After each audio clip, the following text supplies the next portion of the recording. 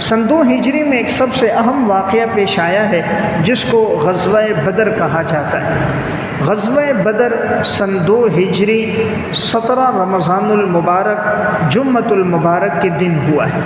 غزوہ اس جنگ کو کہتے ہیں جس میں رسول اللہ صلی اللہ علیہ وسلم خود بنفس نفیس تشریف لائیں، اور سریہ اس کو کہتے ہیں جس میں آپ صلی اللہ علیہ وسلم خود تشریف نہ لائیں، صحابہ اکرام کو بھیجیں، صحابہ کی جماعت کو بھیجیں، اس کو سریہ کہتے ہیں۔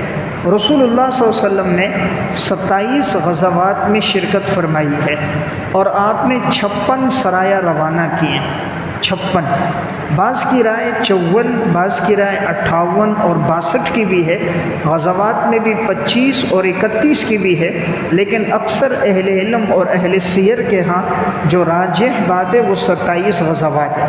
باقی یہ تعداد میں اضافہ اس وجہ سے ہے کہ کبھی کبھی ایک ہی سفر میں 2-3 لڑائیاں ہوئیں، ایک سفر میں 3-4 جنگیں ہوئیں، غزوات اور سرایہ ہوئے، تو ان کو جس نے الگ الگ شمار کیا تو تعداد بڑھ گئی، جس نے اس کو ایک ہی شمار کیا تو تعداد کم ہو گئی۔ اسی طرح جہاں اگر لڑائی کے لیے گئے اور جنگ نہیں ہوئی، کسی نے اس کو شمار نہیں کیا، کسی نے مستقل شمار کیا، یا کسی نے چھوٹے چھوٹے جو سرایہ تھے انہیں شمار نہیں کیا تو تعداد کم ہو گئی، لیکن بہرحال اکثر کی رائے 56 کی ہے۔ اب یہاں سب سے پہلی بات، جہاد کا یہ حکم اسلام میں کیوں آیا اور جہاد کی ضرورت اور حکمت کیا ہے؟ آج کل بہت سے لوگ دین اسلام پر یہ اعتراض کرتے ہیں کہ دین اسلام میں یہ جہاد کا حکم کیوں ہے، یہ تو ایک مار دھاڑ ہے، کفار کا قتل ہے، خون خرابہ ہے اور دوسروں کی جائیداد کو اموال کا نقصان ہے۔ تو سب سے پہلے یہ بات یاد رکھی جائے، دیکھیں مسلمانوں نے 13 سال مکہ میں گزارے اور 13 سال تک کسی مسلمان نے کسی کافر کو قتل نہیں کیا، کسی کو ایک مکہ نہیں مارا، کسی کے ساتھ مقابلہ نہیں کیا۔ انہوں نے 13 سال میں کتنا ظلم کیا۔ حضرت بلال حبشی کو ریت پہ لٹایا جا رہا ہے، گردن میں رسی ڈال کے گھسیٹا جا رہا ہے، خباب ابن ارد کو انگاروں پہ لٹایا جا رہا ہے، خود رسول اللہ صلی اللہ علیہ وسلم کے کندھے مبارک پر اونٹ کی گندی اوجھڑی لا کے رکھی جا رہی ہے، سجدے میں جاتے ہیں تو آپ کے گلے میں کبھی رسی اور کبھی چادر ڈال کے گھسیٹا جا رہا ہے۔ 3 سال شیب ابی طالب میں آپ کو محصور رکھ کر آپ کے گھر والوں کو، خاندان والوں کو، قریش والوں پر ہر قسم کو ظلم و ستم ہوا۔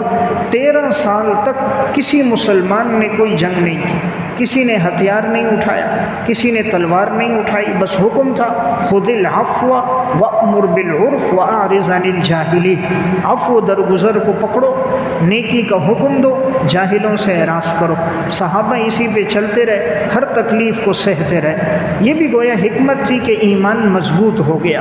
جتنی آزمائشیں آتی ہیں، تکلیفیں آتی ہیں اور انسان صبر کرتا ہے، انسان کے ایمان میں تازگی اور ایمان کی پختگی آتی ہے۔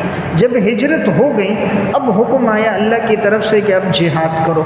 قرآن کریم میں خود اللہ نے اس کی اجازت دی ہے کہ ہم نے یہ حکم ان لوگوں کو دیا کہ جن لوگوں پر اس سے پہلے ظلم و ستم ہو چکا تھا، اور 1-2 مرتبہ نہیں، یعنی میں نے عرض کیا کہ 13 سال کا ایک طویل عرصہ مسلمانوں پر ظلم کا گزرا۔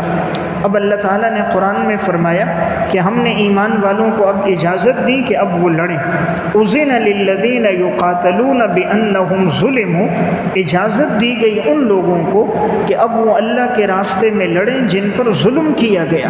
اللہ نے وجہ خود بیان کر دی کہ 13 سال تک ان پر ظلم و ستم ہوا۔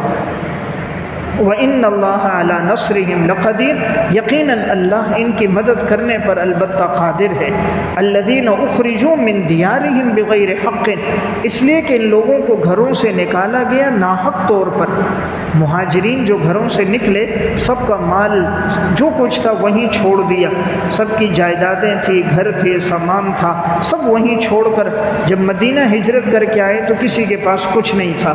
إِلَّا أَن يَقُولُوا رَبُّنَا اللَّهُ، اور انہوں نے یہ سب کچھ نہیں چھوڑا مگر اس لیے چھوڑا اور کہا کہ اللہ ہمارا رب ہے، یعنی اللہ کی ربوبیت، دین اسلام کی نشر و اشاعت، اپنے دین کی حفاظت کے لیے انہوں نے سب کچھ چھوڑا۔ اب اسلام نے اس لیے جہاد کا حکم دیا۔ جہاد کی مثال یوں ہے جیسے کہ ایک آدمی کے جسم میں زخم ہوتا ہے، پہلے ابتدا میں زخم ہوتا ہے تو اس پہ مرہم لگائی جاتی ہے، مرہم سے ٹوب سے زخم ٹھیک ہو گیا، نہیں ٹھیک ہوتا، بس اوقات پیپ ہے، گندا خون ہے، اب اس کو نکالا جاتا ہے، اس سے بس اوقات ٹھیک ہو جاتا ہے، نہیں تو پھر ضرورت ہوتی ہے آپریشن کرنے کی، پھر آپریشن کیا جاتا ہے۔ بس اوقات آپریشن میں جب زخم زیادہ آگے بڑھ جائے، ناسور پھیل جائے، آج کے الفاظ میں کینسر ہے تو کہتے ہیں جی یہ پاؤں کا یہ حصہ کاٹ دو، یہاں سے کاٹ دو، نہیں کاٹو گے پورا جسم خراب ہو جائے گا۔ اب ہم جاتے ہیں جی ڈاکٹر کے پاس، آپریشن کرواتے ہیں، شوگر کا مریض ہے، پاؤں خراب ہو گیا تو آپریشن کروا کے پاؤں کٹواتے ہیں، پیسے دیتے ہیں، اور ڈاکٹر کے لیے ہم ہر قسم کی سہولیات مہیا کرتے ہیں، خوش بھی ہوتے ہیں کہ یہ ہمارے مریض کا پاؤں کاٹ رہا ہے، اس لیے کہ ایک پاؤں کا حصہ کٹے گا باقی جسم محفوظ ہوگا۔ تو جہاد بھی اس لیے ہوتا ہے کہ جب کفر اسلام کو نقصان دے رہا ہے، اللہ کے احکامات کو پورا نہیں ہونے دے رہے، مسلمانوں پہ ظلم و ستم کر رہے ہیں، اسلام کی آبیاری کو روک رہے ہیں، 13 سال ان کو دعوت دی، ہر قسم کی تکلیفیں برداشت کر دی، لیکن اب یہ ضدی باز نہیں آتے، اب اسلام نے کہا ان کے خلاف ہتھیار اٹھاؤ۔ تو جیسے یہاں ہاتھ کاٹا جاتا ہے، پاؤں، یہ آپریشن، تو جہاد بھی آپریشن ہے۔ اس کو آپ دوسری مثال سے سمجھیں، دنیا کے ہر ملک میں ایک قانون ہے کہ اگر کوئی ریاست کے خلاف بغاوت کرتا ہے تو لوگ اس کو کچل دیتے ہیں کہ بھئی یہ کیوں ریاست کے خلاف اٹھا۔ آپ دنیا میں امریکہ میں جائیں، یورپ میں جائیں، وہاں بھی اگر کوئی ریاست قائم ہے اور ان کی ریاست پر کوئی اٹھتا ہے، وہ کہتے ہیں یہ باغی ہے، اس کو سمجھاتے ہیں، نہیں سمجھ آتا، جیل میں ڈالتے ہیں، نہیں ہوتا، آخرکار لڑتے ہیں۔ تو اسی طرح جو آدمی اسلام کے خلاف اٹھے، اگر وہ اسلام کی بات مانتا ہے، شریعت نے رکھا اس کے لیے جزیہ کہتے ہیں ٹیکس دو، کہ اگر ایک کافر مسلمان حکومت میں رہ رہا ہے، مسلمانوں کے قوانین کو تسلیم کرتا ہے، جو اس پر ٹیکس بنتا ہے وہ دیتا ہے، تو اس کو قتل کرنا بالکل جائز نہیں۔ اس کو جو قتل کرے گا عند اللہ وہ گناہ گار ہوگا۔ یا ایک معاہد ہے، معاہد کہتے ہیں اس کو، کسی ملک کے ساتھ معاہدہ ہوا، اب اس ملک کا کوئی آدمی اگر ہمارے ہاں آتا ہے تو اس کو قتل کرنا، اس کو نقصان پہنچانا جائز نہیں۔ ایک ہوتا ہے مستامن کہتے ہیں جو ویزا لے کر آتا ہے، جیسے ہم سعودیہ جا رہے ہیں ویزا لے کے، ہم کسی اور ملک میں جاتے ہیں ویزا لے کے، تو ہمیں وہاں کوئی نقصان نہیں دے سکتا، اس لیے کہ ہم ان کی اجازت سے آئے، ویزا لے کر آئے تو ان کی ذمہ داری ہے وہ ہماری جان مال کی حفاظت کریں۔ چوتھی چیز ہوتی ہے حربی، یہ 4 لفظ ہیں، نمبر 1 ذمی، نمبر 2 معاہد، نمبر 3 مستعمل، نمبر 4 حربی۔ حربی اس کو کہتے ہیں جس سے جنگ ہو رہی ہے، ایسا کافر آدمی جس سے ہم لڑ رہے ہیں، جنگ کر رہے ہیں، اس کو حربی کہتے ہیں۔ اگر ایسے لوگ آ جائیں تو ان کے ساتھ پھر لڑنا جائز ہوتا ہے، وہ حربی ہے۔ تو بہرحال اسلام یہاں تک کہتا ہے اگر وہ ذمی ہے، قانون کو تسلیم کرتا ہے، غیر مسلم، اس کا قتل جائز نہیں۔ معاہد ہے تب بھی قتل جائز نہیں۔ مستامن ہے، تم سے ویزا لے کر اجازت لے کر آیا، اس کی جان مال ہر چیز کی حفاظت ضروری ہے۔ بہرحال تمہیں عرض کر رہا تھا، جہاد کی جو مشروعیت کا مقصد ہے وہ صرف اعلاء کلمت اللہ ہے۔ اس لیے حدیث میں جب رسول اللہ صلی اللہ علیہ وسلم سے پوچھا گیا، ایک آدمی اس لیے لڑتا ہے اپنی قوم کے لیے، کوئی لڑتا ہے خاندان کے لیے، کوئی مثلا لڑتا ہے کہ لوگ مجھے بہادر کہیں، کوئی اس لیے لڑتا ہے کہ مجھے مال غنیمت ملے، تو جہاد کون سا ہوگا؟ آپ نے فرمایا جو صرف اس لیے لڑے کہ اللہ کا کلمہ بلند ہو جائے، دین اسلام کی سربلندی ہو، جو صرف اس لیے لڑے گا وہ جہاد ہوگا، اس کے علاوہ جہاد نہیں ہوگا۔ تو بہرحال یہ جو غزوہ بدر پیش آیا، اس سے پہلے چند سرایہ آپ صلی اللہ علیہ وسلم نے روانہ کیے تھے، چند چھوٹے چھوٹے سرایہ روانہ ہوئے ہیں، لیکن سب سے بڑا غزوہ وہ یہی پیش آیا۔ اس کا سبب یہ بنا، دیکھیں جہاد 2 قسم پر ہے، ایک جہاد اقدامی ہے، ایک جہاد دفاعی ہے۔ جہاد اقدامی اس کو کہتے ہیں کہ انسان خود جا کر کافر کے ملک پر یا کفار پہ حملہ کرے، یہ اقدامی ہے۔ دفاعی یہ ہے کہ اگر کوئی کافر مسلمان پر حملہ کرے تو مسلمان اپنی جان اپنی مال اللہ کے گھروں کی حفاظت کے لیے لڑے، وہ دفاعی۔ اسلام میں دونوں جہاد ہیں، اقدامی بھی ہے دفاعی بھی ہے۔ غزوہ بدر جو تھا یہ در حقیقت جہاد اقدامی تھا، اور اس کا سبب یہ تھا ابو سفیان قافلہ لے کر آ رہا تھا، شام سے یہ قافلہ آ رہا تھا اور اس قافلے میں مشرکین مکہ کے جتنے بھی لوگ تھے سب کا سرمایہ لگا ہوا تھا، یعنی تقریباً مکہ کا کوئی بمشکل بچتا ہوگا جس کا مال اس میں نہ لگا ہو، ہر ایک نے اپنا مال لگایا تھا۔ شام سے تجارت کا یہ قافلہ آ رہا تھا۔ رسول اللہ صلی اللہ علیہ وسلم نے یہ چاہا کہ اس قافلے کے جو مال ہے مسلمان لے لیں۔ ایک تو مسلمان مالی اعتبار سے کمزور، نمبر 2 13 سال انہوں نے مسلمانوں پہ ظلم و ستم کیا، اور جو مسلمانوں کی جائیدادیں مکہ پہ تھی اس میں یہ لوگ قابض ہو گئے، مکہ کی ساری جائیدادیں ان کے پاس۔ پھر یہ لوگ ابھی منصوبے بھی بنا رہے تھے کہ کسی طرح دوبارہ مدینہ پہ حملہ کر کے مسلمانوں کو یہاں بھی کچل دیے جائے۔ اس کے لیے یہ یہودیوں کے ساتھ بھی رابطے میں ہے کہ کوئی موقع مل جائے مسلمانوں کو ختم کیا جائے۔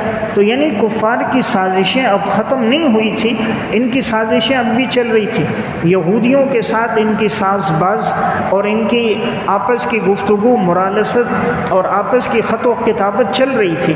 تو رسول اللہ صلی اللہ علیہ وسلم نے چاہا کہ ان کو معاشی اعتبار سے کمزور کر دو۔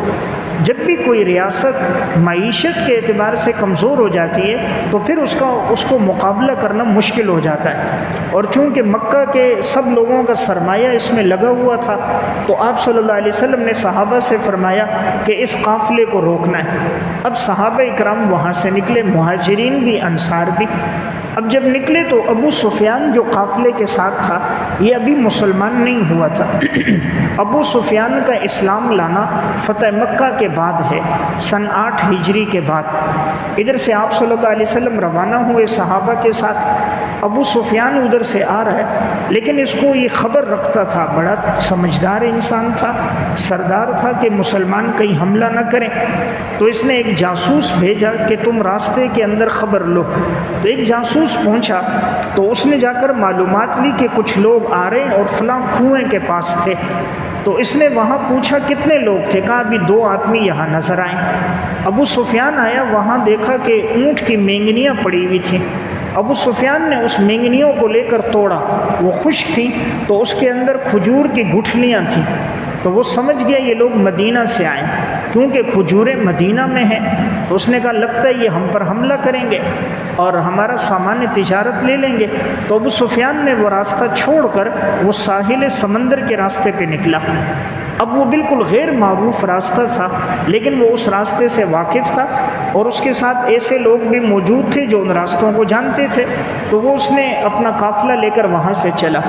لیکن ابو سفیان نے ایک آدمی کو بھیجا تھا مکہ، اور کہا جا کر ان مشرکین کو سب کو اطلاع دو، سرداروں کو، کہ مسلمان وہاں سے آ رہے ہیں، تم لوگ آ کر اپنے قافلے کی حفاظت کرو، چونکہ ہر آدمی کا سرمایہ اس میں لگا ہوا تھا اور یہ بہت بڑا قافلہ تھا۔ تو جب وہ وہاں جا کر یہ خبر پہنچی کہ مسلمان وہاں آ رہے ہیں، ابو جہل کو پتہ چلا تو اس نے سب کو کہا کہ چھوٹے بڑے سب نکلو، سب تیار ہو جاؤ، اپنے قافلے کی حفاظت کرو، اپنے مال کی حفاظت کرو اور مسلمانوں کو ختم کرو۔ تو اب یہ وہاں سے یہ لشکر نکلا۔ اس وقت یہ لوگ 1000 آدمی تھے۔ ابو جہل نے ایسی ترغیب چلائی، کسی کو نہیں چھوڑا، ہر آدمی کو زبردستی نکالا، قومیت لسانیت کی بنیاد پر۔ مسلمان جب نکلے یہ 313 تھے، مسلمانوں کے پاس 2 گھوڑے تھے اور اس کے مقابلے میں ان کے پاس 200 گھوڑے تھے۔ مسلمانوں کے پاس 70 اونٹ تھے، ان کے پاس 700 اونٹ تھے۔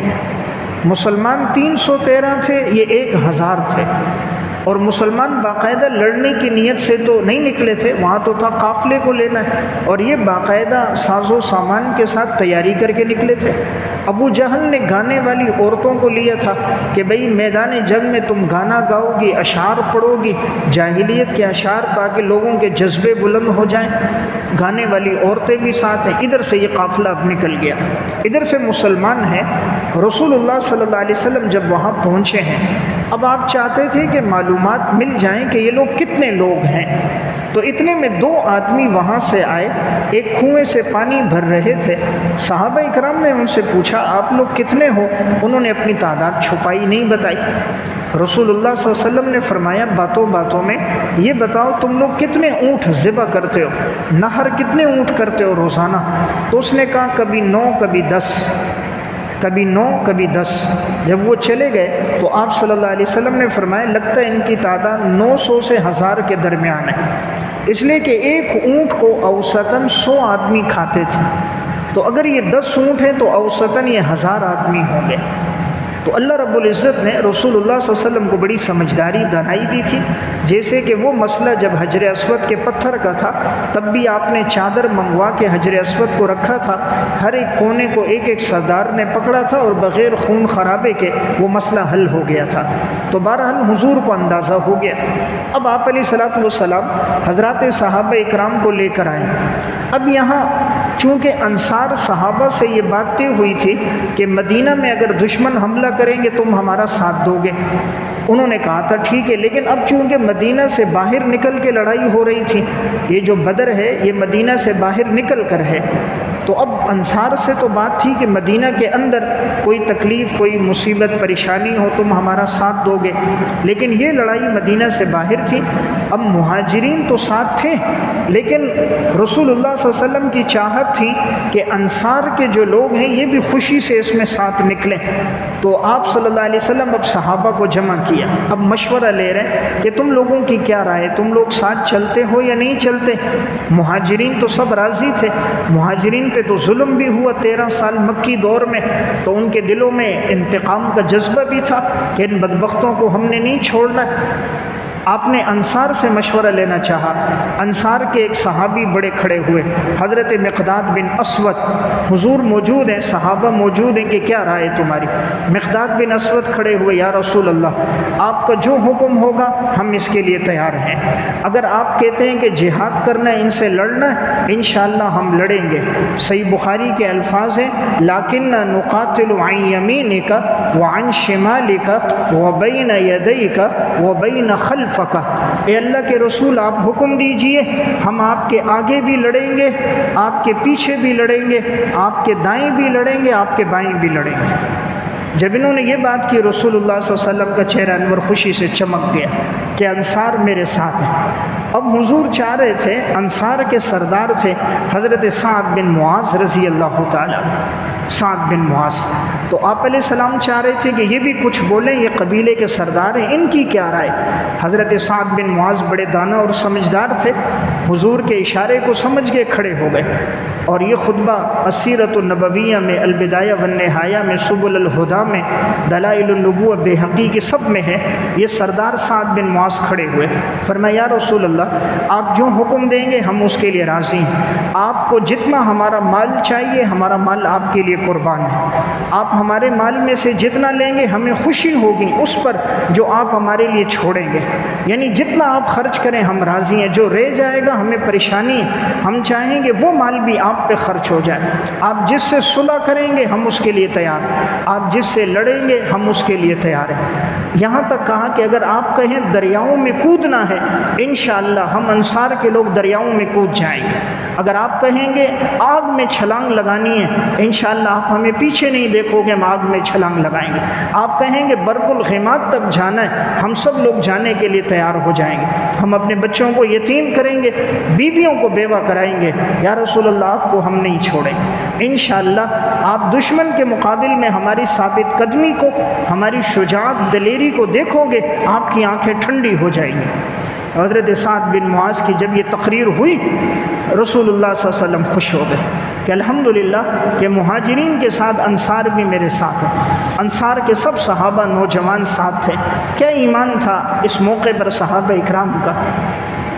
حضرت سعد بن ابی وقاص رضی اللہ تعالیٰ عنہ کے بھائی ہیں عمیر بن ابی وقاص، چھوٹے تھے، رسول اللہ صلی اللہ علیہ وسلم نے فرمایا تھا بڑے بڑے آئیں جو بالغ ہیں، چھوٹے بچے نہ آئیں، یہ عمیر بن ابی وقاص چھوٹے تھے، تو یہ آ گئے، حضور نے جب دیکھا بچے ہیں آپ نے کہا نہیں ان کو واپس کرو، یہ رونے لگ گئے، کہا یا رسول اللہ مجھے واپس نہیں کرو گے مجھے واپس نہیں کرو میں لڑوں گا۔ آپ صلی اللہ علیہ وسلم نے جب ان کا رونا دیکھا اور ان کا جذبہ دیکھا آپ نے فرمایا ان کو جانے دو، پھر یہ عمیر بن ابی وقاص اسی غزوہ بدر میں شہید ہو گئے۔ بچے تھے اور اسی غزوے میں انہوں نے بھی جان دیا۔ اس غزوے میں صحابہ کی بھی عجیب بہادری تھی، انہوں نے اپنے تمام خونی رشتوں کو چھوڑ کر لڑے۔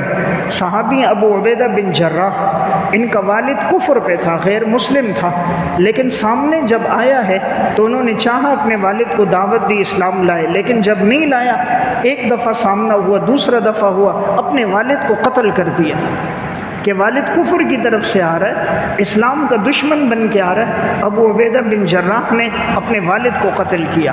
حضرت عمر رضی اللہ تعالیٰ عنہ ماموں مقابلے میں تھا، اپنے ماموں کو قتل کیا۔ حضرت صدیق اکبر رضی اللہ تعالیٰ عنہ بیٹے عبد الرحمن بن ابی بکر ایک موقع پر کہنے لگے، ابا جان غزوہ بدر میں آپ میرے سامنے آئے تھے، لیکن میں نے آپ کو والد سمجھ کے چھوڑ دیا۔ صدیق اکبر نے فرمایا، بیٹا اگر آپ میرے مقابلے میں آتے میں آپ کو قتل کر دیتا، اس لیے کہ آپ رسول اللہ صلی اللہ علیہ وسلم کے دشمن کی حیثیت سے تھے، دین اسلام کے دشمن کی حیثیت سے تھے۔ بہرحال یہ غزوہ بڑا عجیب تھا۔ جب غزوے کا آغاز شروع ہونے لگا، رسول اللہ صلی اللہ علیہ وسلم آ رہے ہیں، عجیب بات ہے، میں نے عرض کیا 70 اونٹ ہیں مسلمانوں کے پاس، ایک ایک اونٹ پہ 3 صحابہ بیٹھے ہیں، باری باری نمبر لگتی تھی۔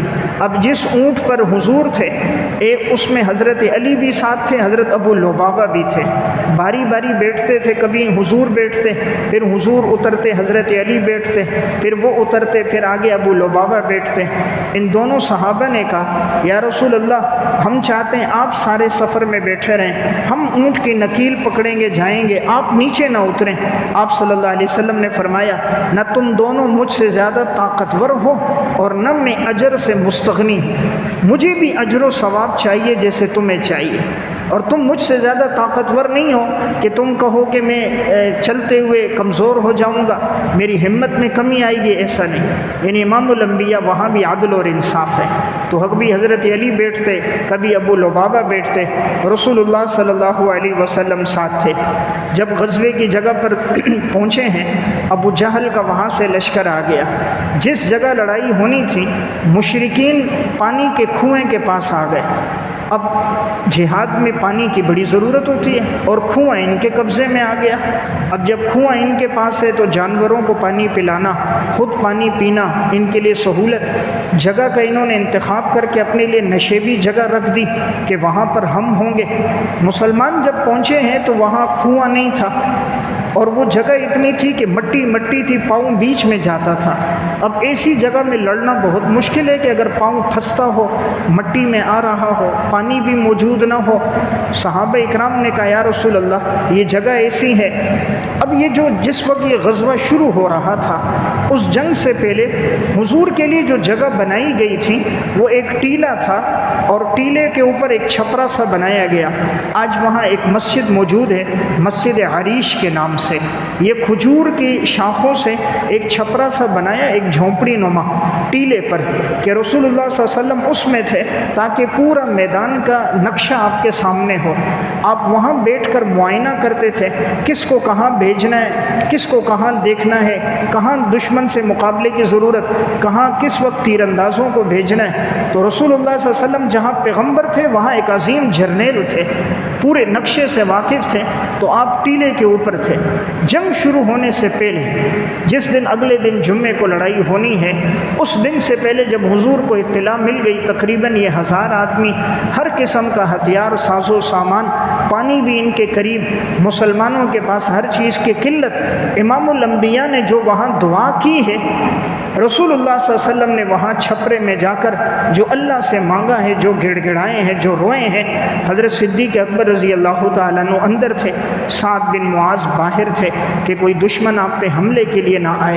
آپ صلی اللہ علیہ وسلم سجدے میں اللہ کے سامنے بہت روئے، اور پھر حضور نے یوں ہاتھ اٹھائے، یوں روتے تھے، ہاتھ یوں اٹھائے، دعا کرتے تھے، اتنا اللہ کے سامنے روئے اور دعا کی کہ یا اللہ اپنے وعدوں کو پورا فرما دے۔ اے اللہ اگر تو چاہے زمین پر تیری عبادت کی جائے تو یہ ایک چھوٹی سی میں جماعت لے کر آیا ہوں، مولا کریم ان کی نصرت فرمانا۔ یعنی مقصد تھا اگر یہ لوگ آج شہید ہو گئے تو چونکہ روئے عرض پر تو یہی مسلمان ہیں، اس وقت تو دین پوری دنیا میں نہیں پھیلا تھا. اگر یہ شہید ہو گئے تو دنیا میں تیرا نام لینے والا یا اللہ کوئی نہیں ہوگا. اللہم ان تہلک ہذہ العصابہ لم تعبد فی الارض ابدا. اگر یہ جماعت ہلاک ہو گئی زمین پہ یا اللہ تیرا نام لینے والا کوئی نہیں ہوگا. آپ علیہ السلام کی یوں چادر نیچے گر جاتی تھی. حضرت صدیق اکبر چادر کو اٹھاتے تھے. اتنا روئے ہیں کہ صدیق اکبر کو ترس آئے. فرمایا رسول اللہ بس کیجیے, اللہ کی مدد آئے گی, اللہ کی مدد آئے گی. اللہ نے قرآن اتارا. سورہ انفال میں اللہ رب العزت نے رسول اللہ صلی اللہ علیہ وسلم کی دعاؤں کی وجہ سے اللہ نے 2 جگہ قرآن میں اس غزوے کا تذکرہ کیا اور بڑی تفصیل کے ساتھ کیا. سورہ آل عمران میں اور سورہ انفال میں. حضور جب روئے ہیں اللہ نے پہلے بارش برسائی, تیز بارش ہوئی. بارش کی وجہ سے جو مٹی تھی وہ ساری بیٹھ گئی. بارش خوب ہوئی, مسلمانوں نے پانی جمع کر دیا, اپنے لیے حوض بنا دیے, اپنے لیے جمع کیا, جانوروں کو پلایا, مشکیزوں کو بھر دیا, جتنے پانی کی ضرورت تھی اپنے پاس پانی اسٹاک کر دیا. جو تھکاوٹ تھی اللہ نے مسلمانوں پہ اونگ لائی. تھوڑی دیر کے لیے اونگے, دوبارہ اٹھیں تو سب حشاش بشاش تھے, ہر قسم کی تکلیف دور ہو گئی تھی.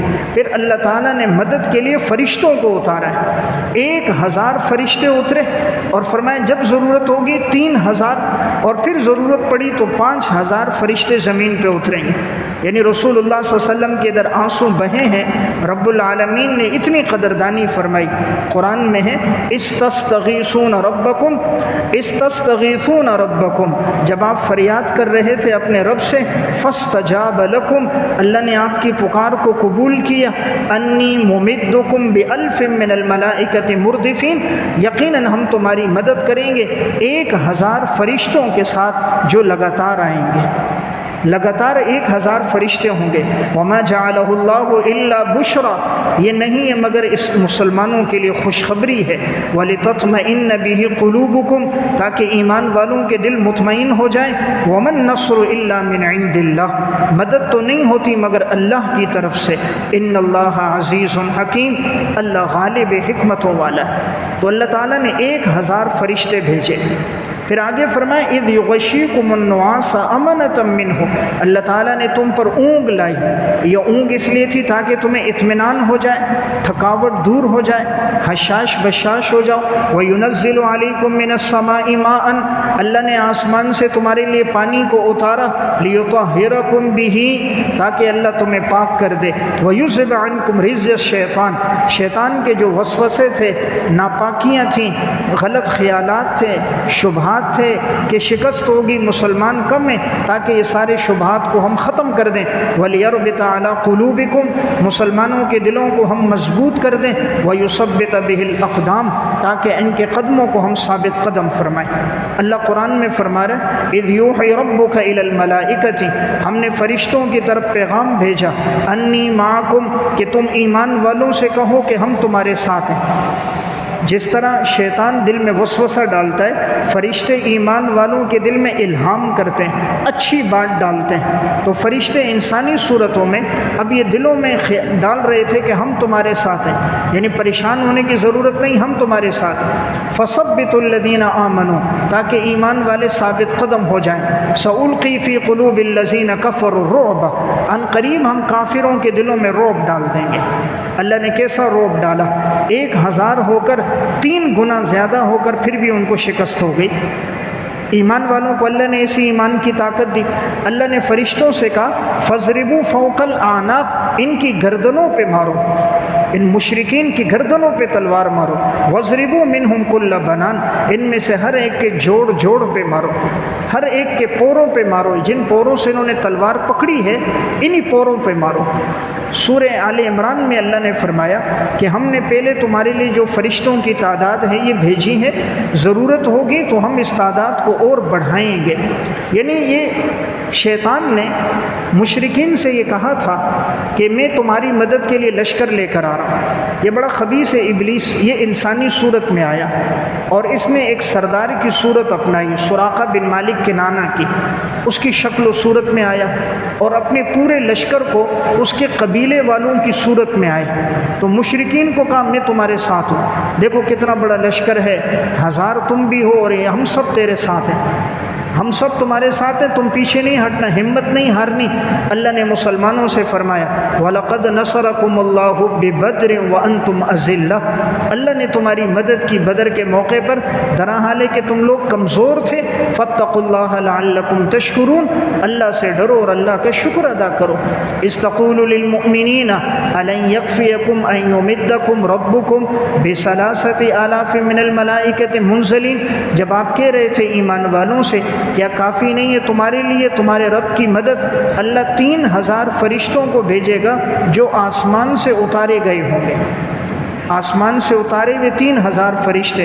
بھلا ان تصبروا وتتقوا، صبر کرو تقوی اختیار کرو، ویأتوکم من فورہم ھذا یمددکم ربکم بخمسۃ آلاف من الملائکۃ مصومین، اگر ان کی مدد کے لیے کوئی اور لشکر آتا ہے تو اللہ نے تسلی دی اے ایمان والوں پھر 5000 فرشتوں کا لشکر ہوگا جو نشان زدہ ہوں گے۔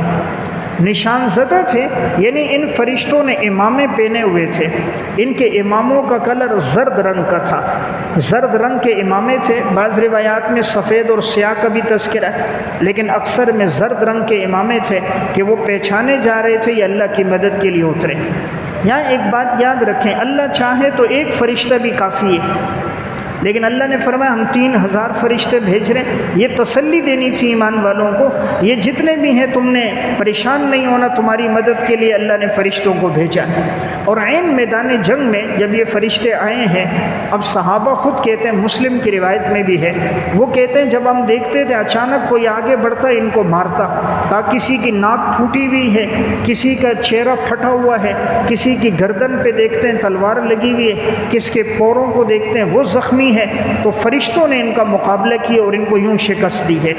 تو گویا اللہ تعالیٰ نے اس غزوے میں ایمان والوں کی بڑی نصرت اور مدد فرمائی، اور یہ جتنے بڑے بڑے کفار تھے رسول اللہ صلی اللہ علیہ وسلم نے غزوے سے پہلے پیشن گوئی کی تھی۔ جب بدر میں اب لڑائی شروع نہیں ہوئی تھی، حضور نے فرمایا تھا یہاں فلاں کافر مارا جائے گا، یہاں فلاں کافر مارا جائے گا، ادھر فلاں مارا جائے گا، ادھر فلاں مارا جائے گا۔ عبداللہ ابن مسعود رضی اللہ تعالیٰ عنہ فرماتے ہیں جب ہم نے بعد میں دیکھا تو حضور نے جو جو جگہ بتائی تھی، حضرت انس بن مالک بھی کہتے ہیں ان جگہوں سے ذرہ برابر بھی کوئی ادھر ادھر نہیں ہوا تھا۔ جہاں حضور نے کہا تھا یہ کافر مرے گا، یہ مرے گا، یہ مرے گا، اسی جگہ پر ان کافروں کی لاشیں پڑی ہوئی تھیں۔ تو یہ رسول اللہ صلی اللہ علیہ وسلم کا معجزہ تھا۔ اسی غزوے میں آپ کا ایک معجزہ یہ ظاہر بھی ہوا، ایک صحابی تھے عکاشہ بن محصن، ان کی تلوار ٹوٹ گئی، رسول اللہ صلی اللہ علیہ وسلم نے ان کو ایک چھڑی دی، دعا فرما دی، وہ چھڑی تلوار کا کام کرتی تھی، جیسے تلوار سے قتل ہوتے وہ چھڑی بھی یہی کام کرتی کہ اس سے قتل ہوتا۔ جب تک ان کے پاس تھی وہ اسی چھڑی سے بمنزل تلوار کے وہ کام لے رہے ہوتے۔ اور ایک آپ کا غزوہ، کیا آپ کے معجزہ کہ آپ علیہ الصلوۃ والسلام کی وجہ سے بارش برسی اور اللہ تعالیٰ نے دشمنوں کو شکست عطا فرمائی۔ یہ جو غزوہ تھا اس میں رسول اللہ صلی اللہ علیہ وسلم نے جب صفوں کو ترتیب دیا ہے، عجیب بات ہے، آپ نے 3 قسم کے لوگوں کو ترتیب دیا تھا۔ تیر اندازوں کو الگ رکھا تھا، تلوار والوں کو الگ رکھا تھا، اور جو نیزے والے تھے ان کو الگ رکھا تھا۔ اور حضور خود اوپر سے دیکھ رہے ہوتے تھے تاکہ ان سے کہا تھا جب تک یہ لوگ پہل نہ کریں تم آگے نہ آنا، جب یہ پہل کریں گے تم نے آگے بڑھنا ہے۔ جب غزوہ شروع ہوا تھا تو اس وقت سب سے پہلے مشرکین کی طرف سے 3 آدمی آئے تھے، ان میں سب سے پہلے ولید تھا، دوسرے نمبر پر عتبہ تھا، تیسرے نمبر پر شیبہ تھا۔ انہوں نے کہا تھا حل من مبارز، کوئی ہے جو ہمارے مقابلے کے لیے آئے؟ تو انصار میں سے 3 آدمی آئے تھے۔ تو جب وہ 3 سامنے آئے، ایک ان میں معوذ، ایک عوف، ایک عبداللہ بن رواحہ، انہوں نے پوچھا تم کون ہو؟ کام انصار کے ہیں۔ تو کہا جی ہمارے مقابلے میں ہمارے لوگ ہونے چاہیے، قریش کے، مکہ کے لوگ ہوں، ہم ان سے لڑیں گے۔ یعنی انہیں اپنی طاقت پہ، اپنی جوانی پر ان کو ایک غرور تھا کہ یہ لوگ کہاں ہم سے لڑ سکتے۔ تو رسول اللہ صلی اللہ علیہ وسلم نے اس وقت 3 صحابہ اکرام، حالانکہ خونی رشتے والے، آپ نے اپنے چچا سے کہا حضرت حمزہ سے تم اٹھو، دوسرا حضرت علی سے کہا تم اٹھو، تیسرا ادھر عبیدہ بن حارث تھے، فرمایا تم اٹھو۔ اب یہ تینوں اٹھیں اور یہاں مقابلہ شروع ہوا ہے۔ حضرت عبیدہ بن حارث کی عمر اس وقت 65 سال تھی، حضرت حمزہ کی عمر اس غزوے کے وقت 57 سال ہے۔ اور حضرت علی رضی اللہ تعالیٰ عنہ کی عمر تقریباً 25 سال ہے۔ اب یہ تین آئے مسلمانوں کی طرف سے، حضرت حمزہ، حضرت علی اور عبیدہ بن حارث، تین ان کی طرف سے آئے، عتبہ، شیبہ اور ولید۔ اب لڑائی شروع ہوئی۔ حضرت علی کے جو مقابلے میں آئے، حضرت علی نے ایک وار سے ہی اسے قتل کر دیا۔ حضرت حمزہ کے مقابلے میں آئے، ایک وار ہوا، دوسرا ہوا، اس کو قتل کر دیا۔ عبیدہ بن حارث کے جو مقابلے میں تھا، وہاں ان کی لڑائی لگی رہی، آپس میں چلتی رہی، یہاں تک کہ انہوں نے ان کے پاؤں پہ وار کیا اور حضرت عبیدہ کا پاؤں کٹ گیا، زخمی ہو گئے۔ اب ان دو صحابہ نے دیکھا، فوراً آئے ان کی مدد کے لیے اور اس کو بھی قتل کر دیا۔ اس طرح یہ تین بڑے آدمی مارے گئے۔ جب یہ تین بڑے قتل ہو گئے، مشرکین نے چاہا کہ اب ہم واپس چلے جائیں، لیکن ابو جہل بدبخت نے کہا کہ بھئی جانا نہیں، اب ان سے مقابلہ کرنا ہے۔ پھر اس نے سب میں اعلان کیا کہ بھئی تم لوگ مدد کے لیے آگے بڑھ جاؤ۔ اب پھر لڑائی شروع ہوئی ہے ان تین کے بعد۔ تو یہاں دیکھیں، آج تو ہوتا ہے لوگ جنگ میں اپنوں کو پیچھے کرتے ہیں نا۔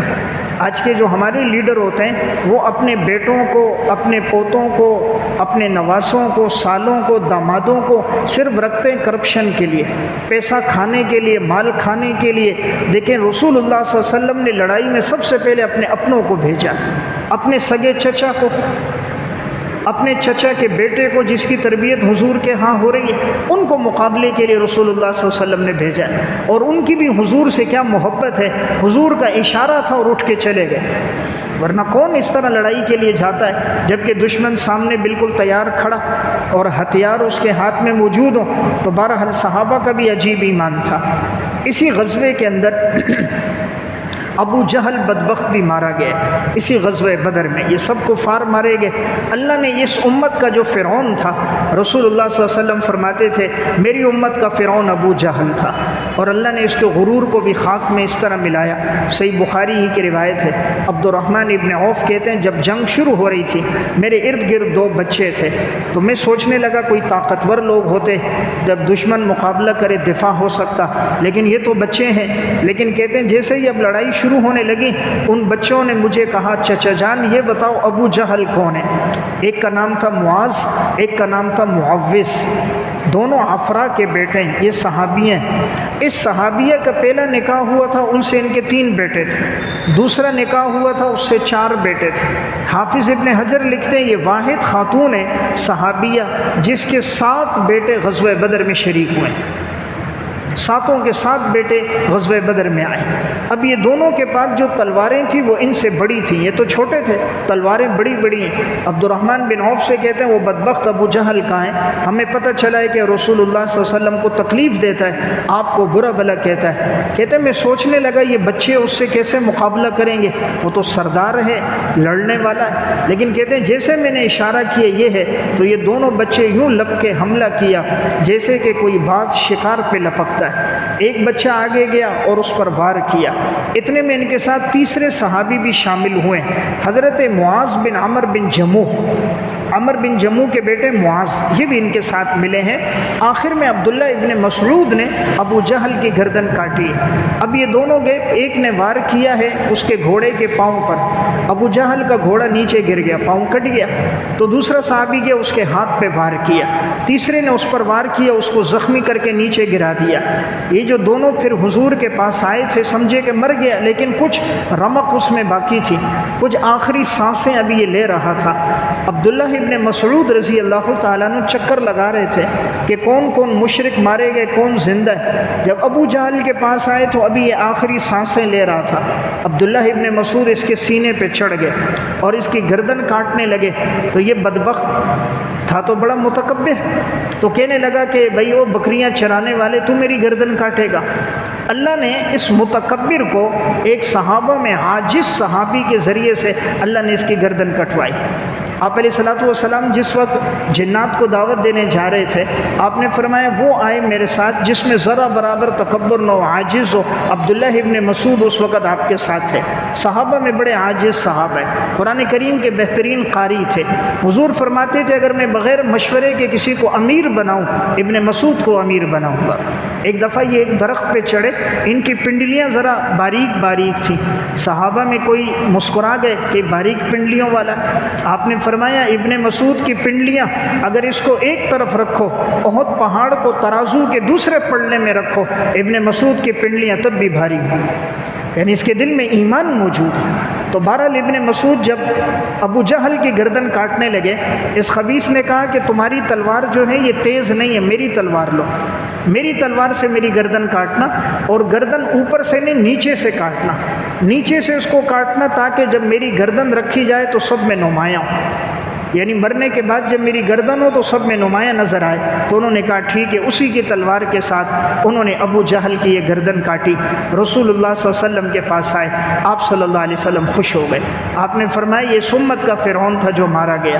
دیکھیں موسیٰ علیہ السلام کے مقابلے میں جو فرعون تھا جب غرق ہونے لگا وہ کلمہ پڑھ رہا تھا، اگرچہ اس وقت ایمان قبول نہیں ہوتا لیکن بہرحال اس نے اس وقت کلمہ پڑھنے لگا تھا، لیکن یہ بدبخت تو ایسا تھا، عبداللہ بن مسعود سے کہہ رہا تھا کہ حضور کو جا کر بتانا کہ معاذ اللہ تم سے زیادہ منحوس اور تم سے زیادہ برا انسان میری نظر میں کوئی نہیں، یعنی مرتے وقت بھی آپ علیہ السلام کی توہین اور آپ کے بارے میں نازیبہ جملے کہہ کے جا رہا ہے۔ اور وہ جو فرعون تھا اس نے کم از کم آخری وقت میں تو یہ تو کہا تھا کہ میں ایمان لے کر آتا ہوں، قرآن کریم میں حتیٰ اذا ادرکہ الغرق قال آمنت انہ لا الہ الا الذی آمنت بہ بنو اسرائیل وانا من المسلمین، فرعون نے کہا تھا کہ میں ایمان اب لے کر آتا ہوں، اللہ نے فرمایا الآن وقد عصیت قبل وکنت من المفسدین، بدبخت ابھی ایمان لے کر آتا ہے، ساری زندگی تو زمین میں فساد کرتا رہا، فَالْيَوْمَ نُنَجِّيكَ بِبَدَنِكَ لِتَكُونَ لِمَنْ خَلْفَكَ آیا، آج کے دن ہم تیرے جسم کو باہر پھینکیں گے تاکہ تو آنے والے لوگوں کے لیے عبرت کا نشان بن جائے، وَإِنَّ كَثِيرًا مِّنَ النَّاسِ عَنْ آيَاتِنَا لَغَافِلُونَ، اور اکثر لوگ ہماری نشانیوں سے غافل ہیں۔ تو بہرحال یہ سمت کا فرعون تھا جو ان دو صحابہ اکرام کے ہاتھوں یہ مارا گیا، اس طرح ابو جہل بھی اسی میں مرا، بڑے بڑے کفار میں اسی طرح امیہ بن خلف وہ بھی اس میں مرا۔ تو یہ بقیہ بھی چونکہ غزوے کا تذکرہ باقی ہے، مزید کون سے کفار مارے گئے، ان میں نمایاں کون تھے، جو 70 قیدی بنے وہ کون کون سے تھے، پھر ان قیدیوں کے بارے میں کیا مشورہ ہوا، اللہ کے کیا احکامات مزید آئے، تو انشاءاللہ زندگی رہی آئندہ اتوار کے درس میں اللہ تعالی ہم سب کو عمل کی توفیق عطا فرمائے۔